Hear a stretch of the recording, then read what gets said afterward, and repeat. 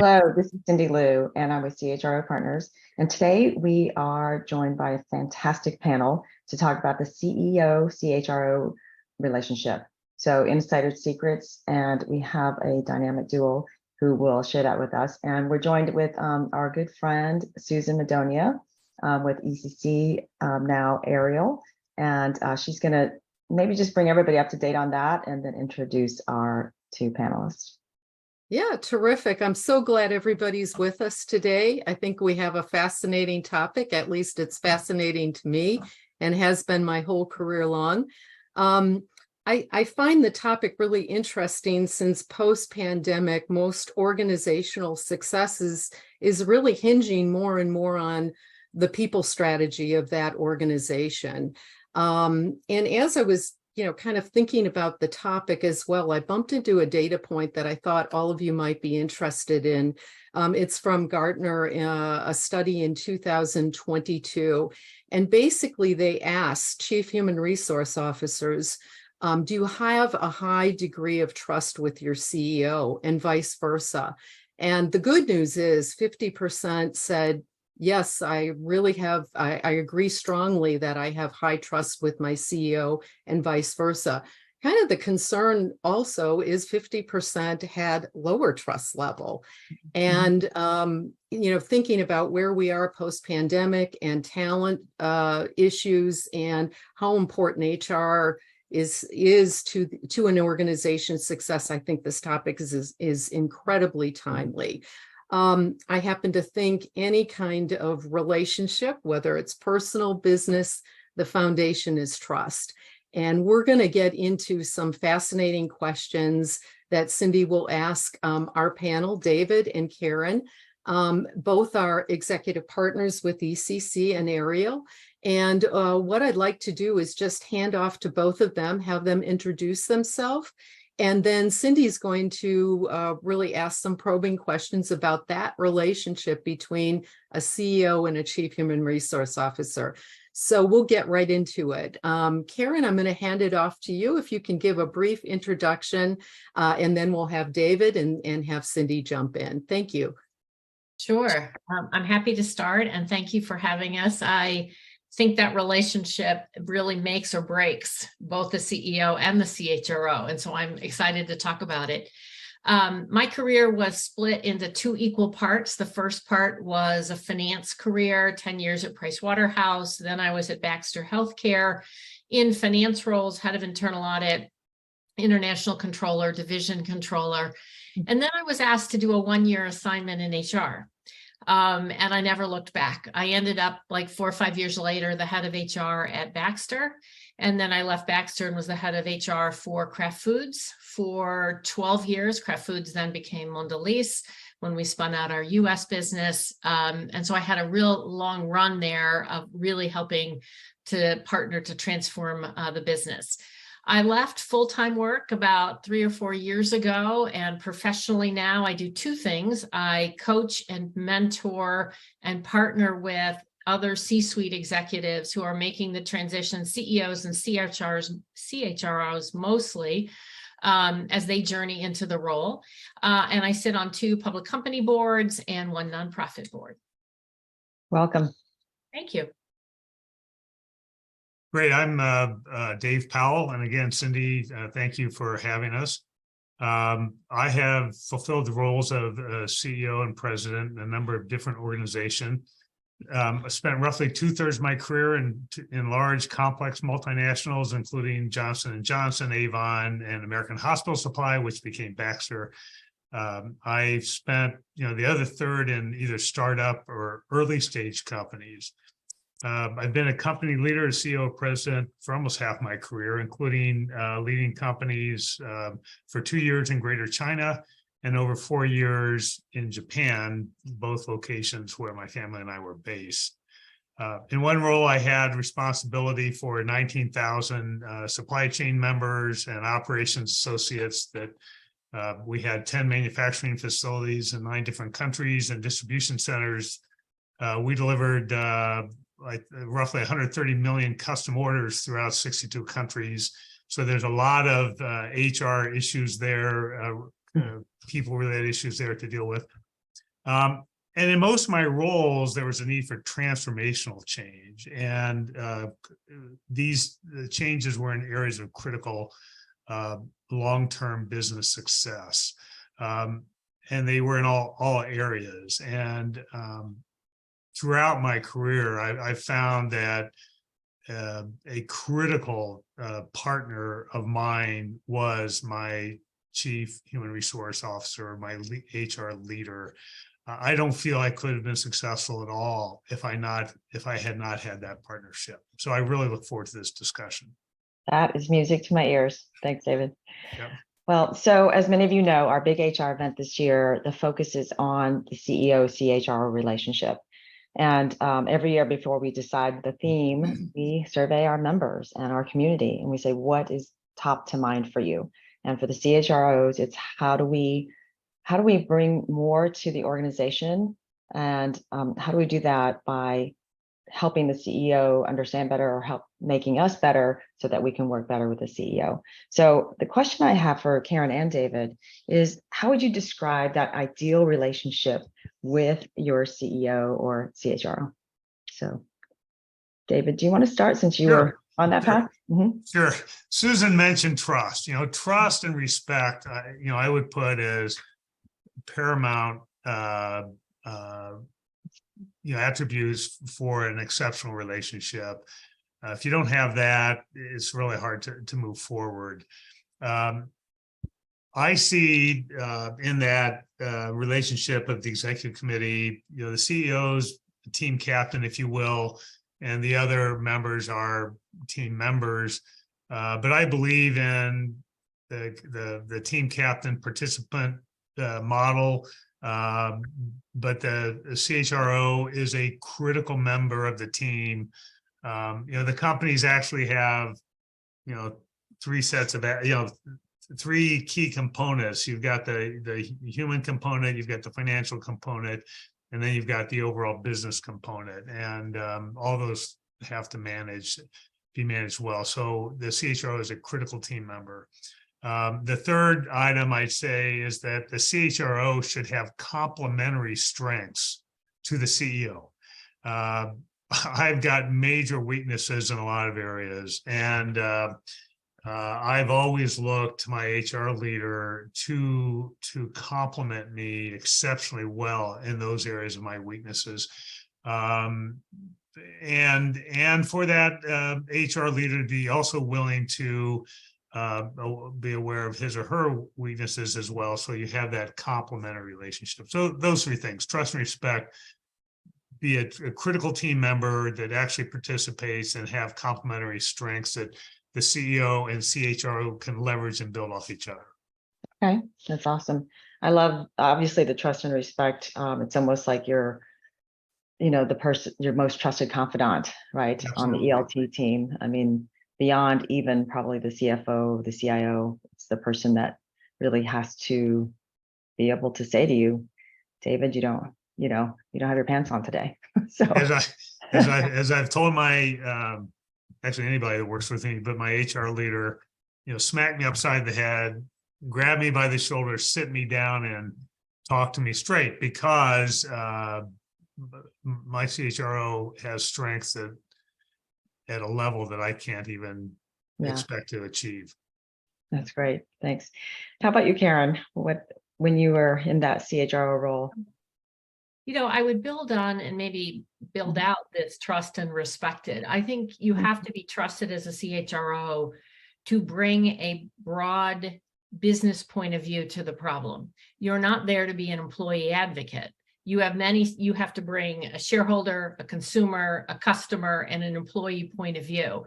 You can't be one-dimensional, I think, or you lose that respect because you don't provide a full answer. I think the respected part runs to, are you listened to? Is the CEO really listening and taking your advice? So those are two things to watch for as you think about, I think, those two words. I'd add two other elements that were important to me.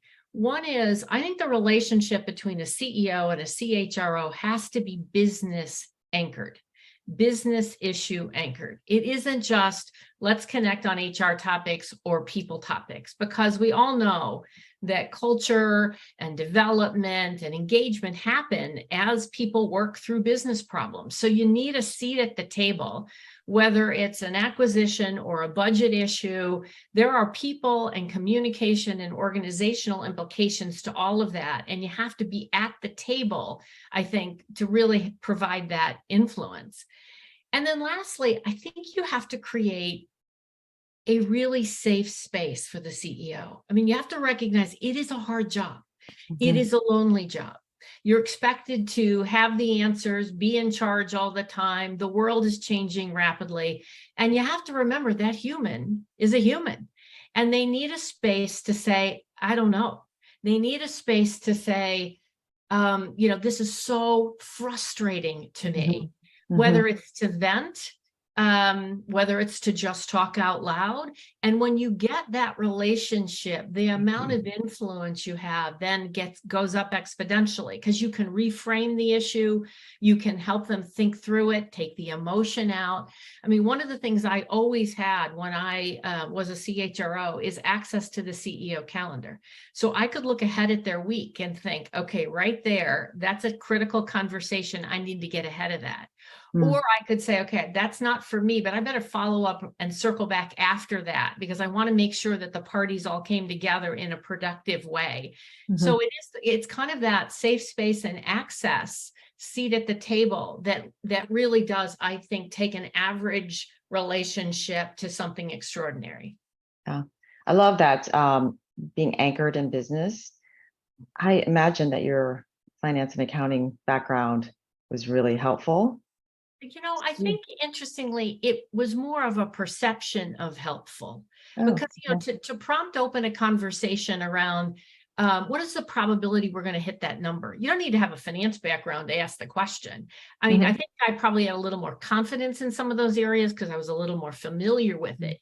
But I think it is about having enough business acumen that you can kind of read the room and help a team have the right conversation at the right moment. Yeah.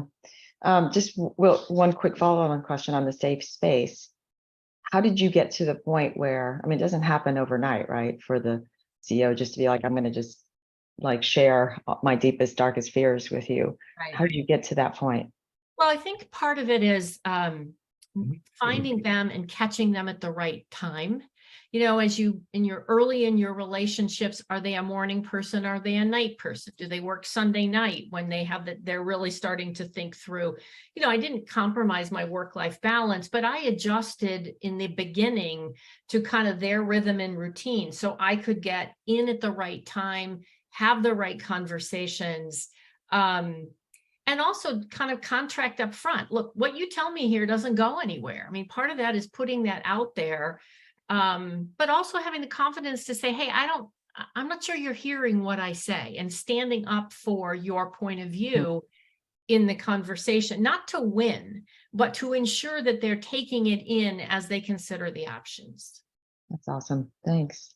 So David, we just talked about how challenging, Karen mentioned how challenging the CEO role is. What do you think are the most significant challenges the CEO and CHRO face when they're working together? Great question. I've had a few different situations I can think of. One is the alignment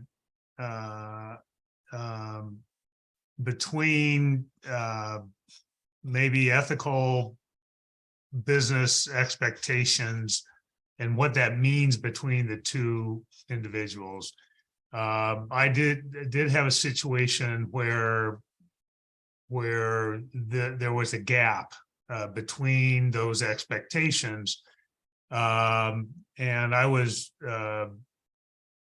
assumed the role to ensure that the ethical expectations of the company were achieved, and there were some cultural issues tied to it that that may have been disconnected from the company's expectations. The company maybe had higher expectations than the accepted norms of that particular region. But it's unequivocal that the alignment was necessary. And in very frank conversations with my CHRO, because we're being very honest with each other, this individual actually said, I'm not the right person for the job.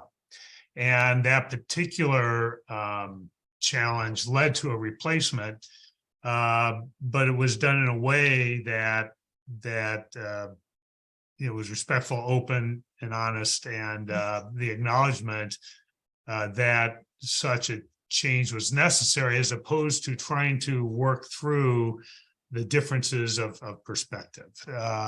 So that was one situation. Another one was where my CHRO and I were very strongly aligned to those areas, but the traditional personality profile evaluations of both of us had points of conflict, which required us, and each of us ended up having executive coaches. I'm a proponent of that and have put in place executive coaching programs for my team in various companies. And we worked together through our own respective coach and working together ourselves and identifying that, hey, we are aligned on what we're trying to get done. The issue might be in the how, and in the conversation between us on the how. You get hung up on our own individual perspectives, which clouds the conversation and just takes us away from actually resolving the issue. Right. And we worked through that and ended up developing what I think we both acknowledged was an exceptional relationship, personal relationship, that is on the side of that personal interface, but also professional relationship. One where, as we stayed in contact as we moved on, the mutual respect and representation that we really respect this person and achieve the results. So those are two examples that I think reflect the types of challenges in a high pressure environment where the CEO and the CHRO are trying to get things done. You've got to confront these in a constructive manner. Right. I think that's a fantastic story, especially that you guys didn't just gel right away. And, I'm this stereotype here, but, if most CEOs are driver analytics and most CHROs are feelers, right? There definitely I'm totally, I shouldn't be doing this, but I can see that would happen, and what a fantastic story that coaching really does work, right? It can help you see what your blind spots are and how to leverage each other, because as we all know, we don't want to hire somebody just like us. Right. And you said it earlier, you want somebody who complements your skills. And that's what I did. I hired this individual. This individual's predecessor was highly successful and was critical to my initial success, and we moved on to greater things. And this individual I brought in, it was my hire, and we worked through it. But there were some growing pains. It's even better. I mean, I think that gives people hope, right? Versus like, oh, you just got along, or you, like we hear a lot from CHROs to the CHROs who work for CEOs who get it. And they're like, oh, that's like nirvana, right? When you get a CEO who actually gets it. But I think a lot of people think, oh, that's just how it starts, right? Like the CEO just gets it. So you just got lucky. You got lucky. But in reality, this is a great story to highlight how it can be coached on both sides. Right. Absolutely. Yeah. Okay, awesome. Next question is for both of you. I'd love for you to share a story that really highlights how your relationship and collaboration with the CEO or your CHRO helped move, the business forward in a dramatic way. David, you talked about transformations, but let's start with Karen. Yeah. One that comes to mind, I had joined the company in the fall, and one of the first big company events that I participated in was the budget review. 3 days of a laborious presentations, tons and tons of decks, as and it went kind of like, somebody had sent out targets. The businesses all came back with numbers lower than the target. The room was silent except for the CEO and the CFO talking to the business president. And then we just went on, and we ended the 3 days with a budget gap.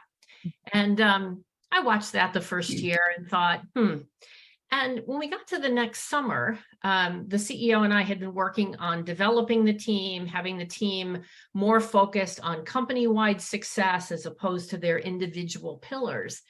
And I said to the CEO one time when we were traveling, hey, do you have a minute? We're heading into the budget season, and I just think maybe there's a different way of doing this. I worry that if we do it the same way we've done it before, we're going to end up backtracking on all this team stuff we've been working on. And, he kind of looked at me like, well, did you talk to the CFO? And I said, well, not yet, but I will. But I first wanted to see, are you open to thinking about this differently? And he said, well, what do you mean? I said, well, what if we agreed that we weren't leaving the 3 days without a complete budget? What if everybody came forward and had to bring 10 pieces of paper, not 100 pieces of paper? And that everyone, after a division president presented, everyone in the room provided feedback. That would require everybody to actually listen and participate. And then when we had a budget gap, which we're going to have a budget gap, what if we put people in teams and had them come back and present ideas, and we worked through it together as a team? Mm-hmm. And he said, well, I've never seen it done that way. And I said, well, I haven't either. But, this is an idea here. I mean, it can't get any worse than last year. So, he was kind of, intrigued by the idea. I said, look, I don't need a decision today. Why don't I go work with the CFO? And so from there, we kind of revamped how the session worked, how the team worked. And again, you could say, well, yeah, you have a finance background, but I didn't get involved at all in what the template looked like, what the targets looked like. All I worked on was the tone in the room and how that team came together to an outcome. It wasn't perfect the first year, mind you, but it was a step forward, and we didn't take a step backward. But there's an example where you would say, well, why is the CHRO in the middle of the budget process? Well, because it's a team process in addition to a budget process. Right. Okay, Karen, I love that. And by the way, I remember that story from when we spoke in the past because it's a great story. And I think Ariel, right? Ariel does a lot of work with people on storytelling. And I'm like, I don't remember anything unless I write it down. I remember my notes, but I remember that story from when we spoke in the past. But I also love just the way, not to get too tactical here, but how you phrased it. I worry. What if we, yeah. Right? Just the way you phrased it, I think was very non-confrontational, but in such a consultative guidance kind of way that I was just like, of course, we should definitely try that. Right. I think the language you use is really important. And to keep things open, I could be wrong, but I have a thought. It allows people to, I think it allows people to speak more freely. And I feel more comfortable, instead of saying I should, using some of those techniques. Sometimes they fall flat and, they don't work, but you didn't get yourself over your skis and you didn't back anybody in a corner. So I think language is an important part of influencing. I wish I had you as a coach when I was a CEO for a company because it's interesting culturally. I'm Chinese and it's a very direct language, right? So when I first became a general manager, I think I made a lot of people cry. Just because I was just so direct. I'm like, why pussyfoot around this issue? Let me just give you the feedback, right? And so then I pulled way back to the point where I was trying to use some of these words. And then the feedback I got from the board was, you don't have enough executive presence. So, I'm like, okay, I could have used you, Karen. So for all of you listening, I think that's, how you present and the words you use are so critical. And I think there's a balance across a continuum. I rarely said, I don't support that. But when Right. I said that, that meant something because Yeah. I didn't say it very often. And then I could use some of this, the continuum, Right. for different situations. I need to remember that with my teenager. Thank you for that. All right. So David, you talked about transformational work. And so same question, just like what was a relationship or a situation that you had, a story with a CHRO that really helped transform, move the business forward? Well, I've got lots of them because my CHROs were always so critical to our success. One is this company that I was running had exceptionally low levels of employee engagement. We had 40% of our sales outside the US.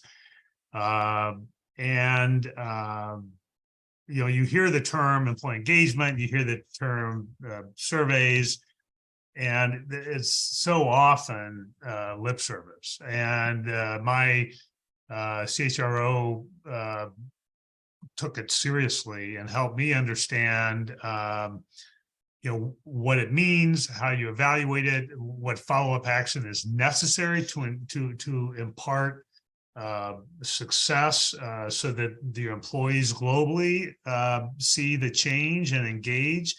And again, brought in an famous outside vendor for helping us understand the data. And the CHRO was, again, strong business acumen, understood strategy, understood the human side of things far better than I think than I do, and was able to help me understand how to get employee engagement up and transform our culture. That was critical for us to have business success, because there were deficiencies we had in so many different functional areas around the world, and in particular in the US. And we made huge progress. I mean, transformational progress, except for one area, one critical area in the US. And again, I'm a data type of guy, and some of your stereotypes I might fit. And we looked at it with this consultant. We were able to identify exactly what happened. And the challenge was that particular leader reported to me of this one area didn't take it as seriously as the CHRO was saying we needed to take it, and had provided some an acceptable level of the feedback info to garner acceptance by me and the rest of the people on the team. And the revelation was in your face obvious for all of us. And so then the CHRO and myself and this other individual who led a large portion of the company's critical function had very direct, insightful discussions about what was necessary. We went through a whole new evaluation of this particular area. We identified deficiencies. The employees identified the deficiencies for us. And again, then we had this three-way discussion about what is it that you're going to do to impact this. This is not lip service. This is not checking a box. And that individual embraced it and was very successful. And in 12 months, we far exceeded our expectation and even the norm of the company. But once we got the whole company together, we were way out in front, and it transformed our ability to completely rebrand the company globally, to ensure that the different parts of the world were engaging, to have new product. I mean, it was across the board transformational success because the CHRO provided the leadership, made it clear as to what the outcome should be, that this isn't some program, and partnered with the rest of the team to drive that successful outcome. It was an event that transformed my understanding of what employee engagement is and how you impact it, and help me have that impact as my career continued to unfold. I love watching you relive that story and the energy you got from sharing that story. And I'm so glad to hear that you're a CEO that follows the data. We do hear complaints about CEOs who get all the data, but then decide to do what they want to do anyways. Right. It happens. All right. So Karen, you talked a little bit about this already, but obviously it's not always a smooth sailing, right? When you're building that relationship with the CEO, there's going to be conflicts. In fact, last night we had one of our group together, and we talked about the challenges that they have with their CEOs. And one of them was just like the CEO holding the rest of the ELT accountable, right? And the CHRO sort of be in the middle of that and having a hard time doing their job. But I'm curious, do you have a story or an example that you'd be willing to share about? Yeah, I think the clashes, because there are plenty of clashes, especially if you're the person providing the feedback. And I made the mistake early on of kind of the mistake wasn't providing the feedback, but the mistake was the team expected me only to provide the feedback. And they had to correct that really quickly. It's like, well, you go tell her, or you go tell him. And in the beginning, I would be like, excuse me, why am I doing all this? You have to, and to teach others to give the feedback. Right. But I found our clashes were under a broad umbrella of they wanted to do something in the short term that I didn't think served the medium and the long term. Okay. And, let's say it was put this person in the job, give the person the money they want, give them the title they want, whatever it is, it's a tense moment. You're on a short timeline, and they would just say, do it. And I would remember, trying to figure out how much leeway I had. And, I would always start again with language. We can do anything you want, but I just want you to understand, here are 3 ramifications of going down this path. 1, everybody's going to know that title changed. 3 other people are going to want it. It's going to confuse investors. They're going to think this is a successor. So, look, we can do it, but I just want you to hear that there are ramifications. And, you could tell by their face that they understood it, but you had to then be ready with other solutions, because then they would say, okay, so what do you want to do? And, it would get snippy. And I'd say, well, you could do these other 5 things. But none of them were as good as solving the problem and just giving them the title, right? And so you had to kind of work your way through. We could do these 2 things. We could do a combination of these 3 things. I think in the long run, that would rock other boats less. And sometimes you had to learn how to pick your battles, but it was always over the just do it, Karen, versus the cleanup that was going to have to happen if we just did it. Right. So helping them see the consequences of actions and just being really consultative. Yeah. And then having other ideas, because, they would stop. I could always get them to stop. Right. Because usually the ramifications were pretty obvious, and they probably knew them anyway. I wasn't telling them anything. I was just putting it out in front. They're like, we're just going to put this out there here, Karen, so you can help me think through what the real solution should be. Yeah. So you had to have some other ideas to try to move the conversation from what this I thought was not probably the best idea to something else that could work and solve maybe not the entire issue as elegantly, but didn't create the unintended consequences that some actions can take. Yeah. I think that word unintended consequences comes up a lot with our audience. All right. So it is Friday afternoon, and we've heard about some of the serious stories around, this relationship. And so I'm curious, David, do you actually have any funny stories or amusing moments that you had with your CHROs? Not a whole lot. But I mean, there are moments where we laugh a lot and get along. But there was one event that does stand out with my CHRO. I'm a poor golfer. Never really golfed. I'm trying to take some lessons now, so I can beat my brother, but I don't think that's ever going to happen. But anyway, my CHRO was a worse golfer. And we did a team building type, shotgun type golf event for the senior leaders. And it was so pathetically poor that we did have some exceptionally funny discussions around our skill set. But because it was a team building, EC team building event, and it was golf, so it was over a period of a few hours, it lent itself to actually breaking the ice on a couple of very difficult situations that we were trying to work through between the two of us.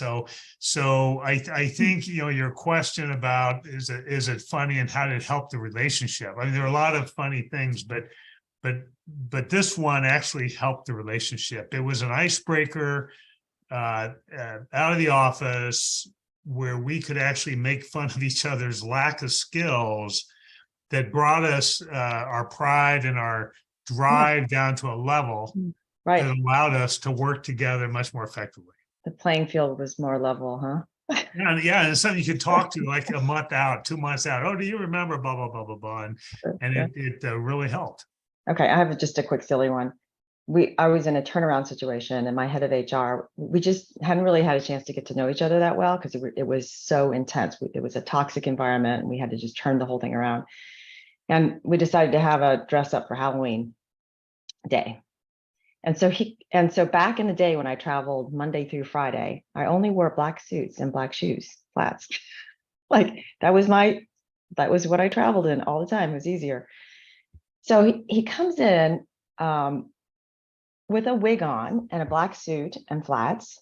And then I have this dark spot. I have makeup on so you can't see it. And the Zoom filter helps, but I have this dark spot and he's got this dark spot on his cheek. And I'm like, who are you supposed to be? He's like, I'm you. That's a good one. And that just like instantly, like, I'm seeing a whole different side of you, Mr. HR. It was perfect. Anyways, you're right. It's, you do have to, right? And Karen, like you said, they're human too, right? And so, I mean, I guess I could have taken that really wrong, but I guess he figured I had a sense of humor. So, but yeah, it's fun. All right. I've lost track of my next question.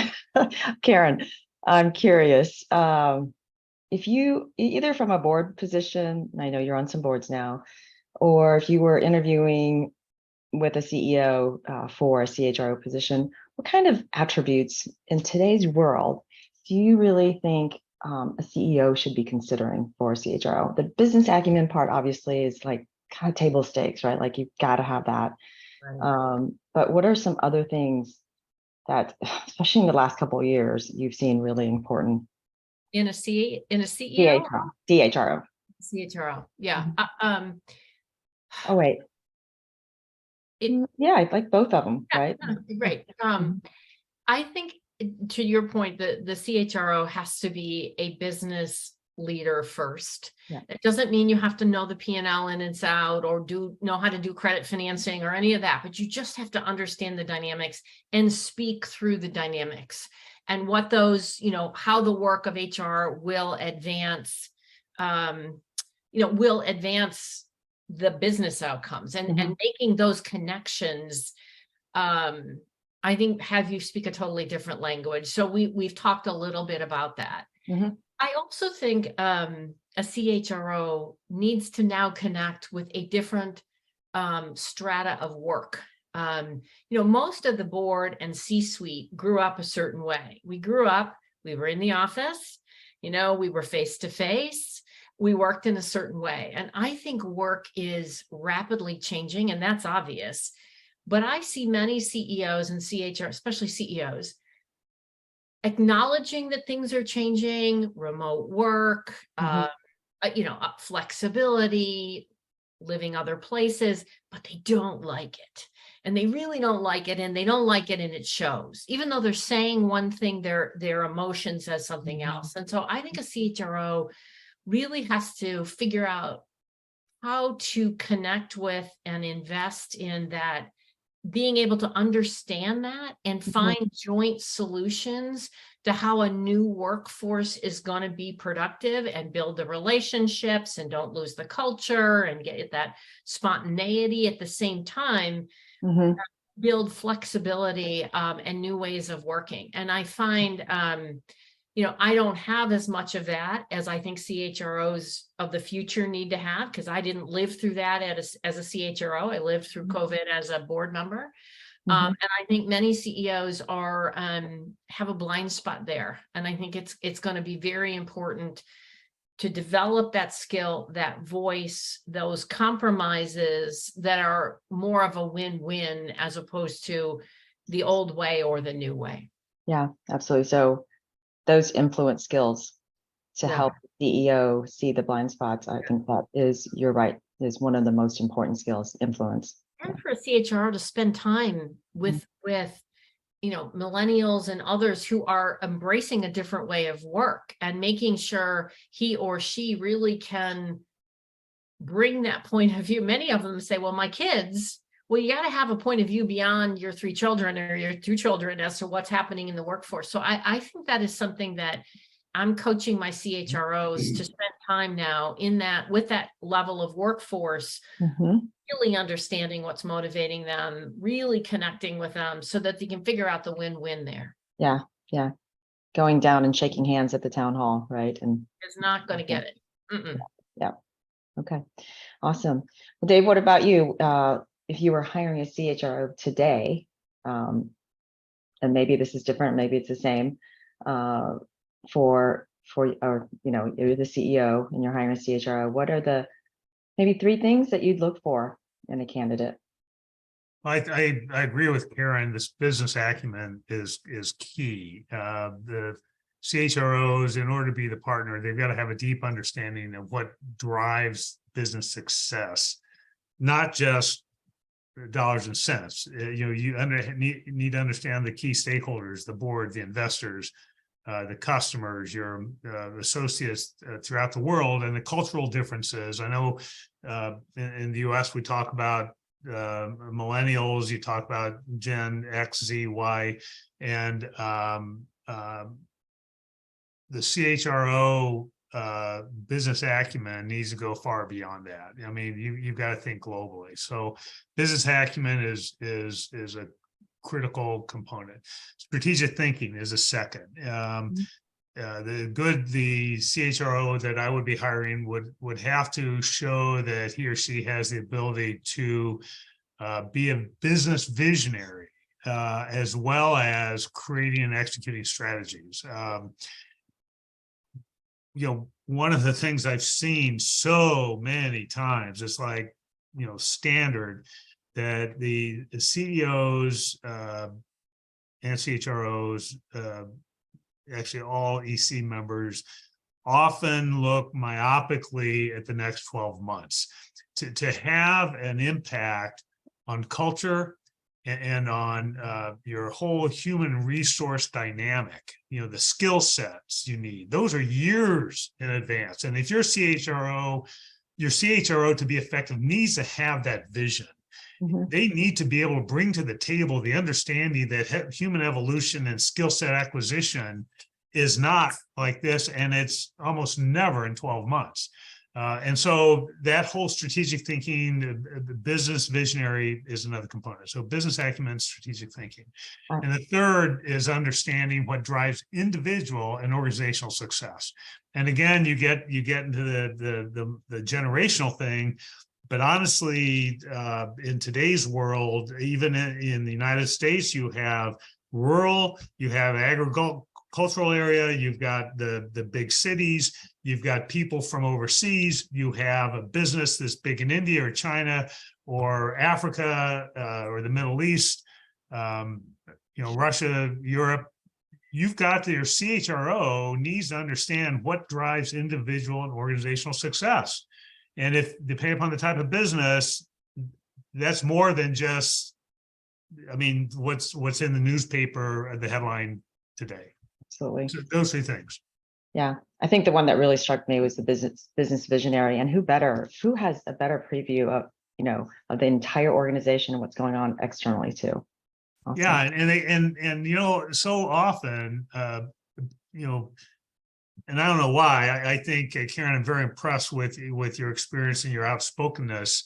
It is not uncommon to see a CHRO, what I would call self-impose a secondary position. Yeah, And the right. types of things I've talked about are the fundamental, critical success factors for business growth or transformation. Yeah. And that CHRO needs to be able to speak up and talk about these types of critical, important things for the company. That's great. Karen, did you have a comment on Yeah, that? can I build on that? Because I think, if I was 5 years or 10 years or 15 years ago as a CHRO and you said that, I would have self-doubt. I'm not a strategist. I don't have an MBA. I don't have a P&L. I think when you hear words that you said, you lean back. I think maybe a way for a CHRO to think about it is you don't necessarily have to know what channel you want to get into or what R&D project, but you do have to be very involved in the how it's going to get done. And I think some of the problems with strategic planning is we spend 90% on the what, and then at the end there's a slide on the how. And the how is actually more important than the what, and the how is all about the CHRO. It is, to your point, David, it's the capabilities, it's the organization, it's the barriers, it's the timeline. So I think if a CHRO started to think, maybe I'm not going to drive the business strategy, the what part, but I am going to lead the how conversation, would get them more comfortable with a role and lean them into the conversation, as opposed to, as you said, sometimes they think, well, I don't know that I have the experience for that, but you do have the experience, certainly, and the expertise for the how. Absolutely. Absolutely. You should be the deepest visionary and strategist on the how. Yes. You can have a sales guy person, a R&D person, an operations person, finance person. Oh yeah, we're going to blah blah blah blah blah in 3 years, and we're going to get sales up. Yeah, how the heck are you going to do that? Because guess what? The future is going to be software based, and we're hardware, or the future is going to be hardware, and we don't know squat about hardware. And oh, I'm going to hire people. Really?